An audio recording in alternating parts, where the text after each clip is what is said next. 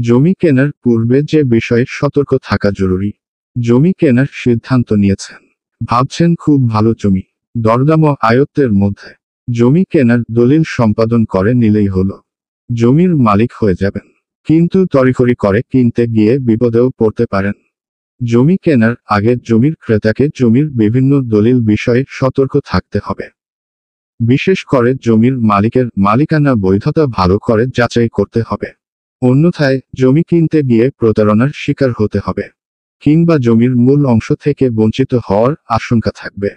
মালিকানা যাচাই না করে জমি কিনলে ভবিষ্যতে মামলা মোকদ্দমায়ও জড়িয়ে পড়ার আশঙ্কা থাকে। মাঝে মধ্যে দেখা যায় একজনের নাম করা জমি অন্য একজন ভুয়া দলিল দেখিয়ে বিক্রি করেছেন।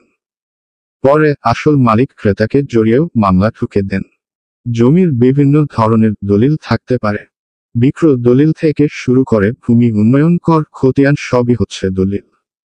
ক্রেতাকে প্রথমেই দেখতে হবে সবশেষে যে দলিল করা হয়েছে তার সঙ্গে আগের দলিলগুলোর মিল আছে কিনা। বিশেষ করে ভায়া দলিলের সঙ্গে সামঞ্জস্য আছে কিনা দেখতে হবে।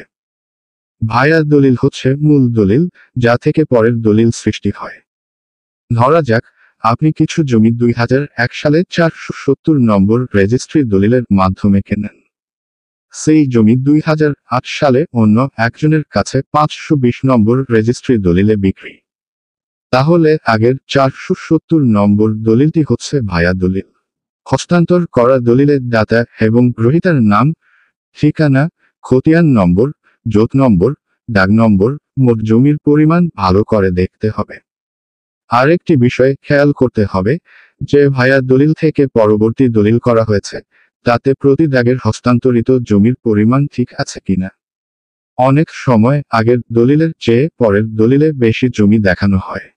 খতিয়ানের ক্ষেত্রে আগের খতিয়ানগুলোর সঙ্গে সর্বশেষ খতিয়ানের মিল আছে কিনা তা মিলিয়ে দেখতে হবে। মিউটেশন বা নামজারির মাধ্যমে যে খতিয়ান তৈরি করা হয়েছে সে মতো খতিয়ানের দাগের মোট জমির পরিমাণ এবং দাগের অবশিষ্ট পরিমাণ যোগ করতে হবে। এই যোগফল কোনো দাগে মোট যে পরিমাণ জমি আছে তার চেয়ে কম না বেশি তা দেখা দরকার। যদি বেশি হয় তবে অতিরিক্ত জমির মালিকানা কোনোভাবেই দাবি করা যাবে না। দেখতে হবে মিউটেশন বা নামজারি করা হয়েছে কি না, এবং নামজারি যদি না হয় তাহলে কি কারণে হলো না তা জানতে হবে।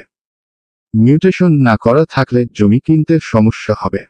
খেয়াল রাখতে হবে দাগ নম্বরের সর্বমোট যে পরিমাণ জমি আছে তার সঙ্গে আগের দলিলগুলোর মিল আছে কিনা। জমি যার কাছ থেকে কিনবেন তিনি কিভাবে জমির মালিক হয়েছেন তা দেখতে হবে। ক্রয়সূত্রে, ওয়ারিশমূলে, দান বা হেবামূলে যে কোনো উপায় হোক না কেন প্রতিটি ক্ষেত্রেই উপযুক্ত দলিল যাচাই বাছাই করে নিতে হবে।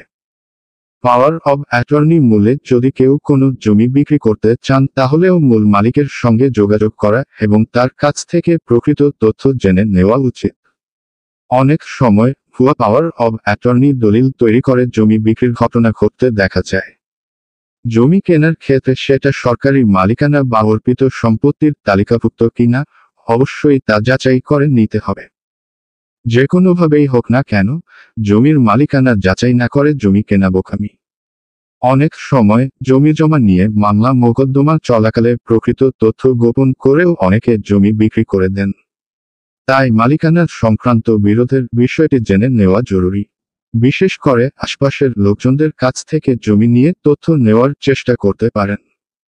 অনেক সময় জমি নিয়ে অগ্রক্রয়ের মামলাও হতে পারে। তাই পার্শ্ববর্তী জমির মালিক অগ্রক্রয়ের দাবিদার কিনা তা খুঁজে বের করতে হবে।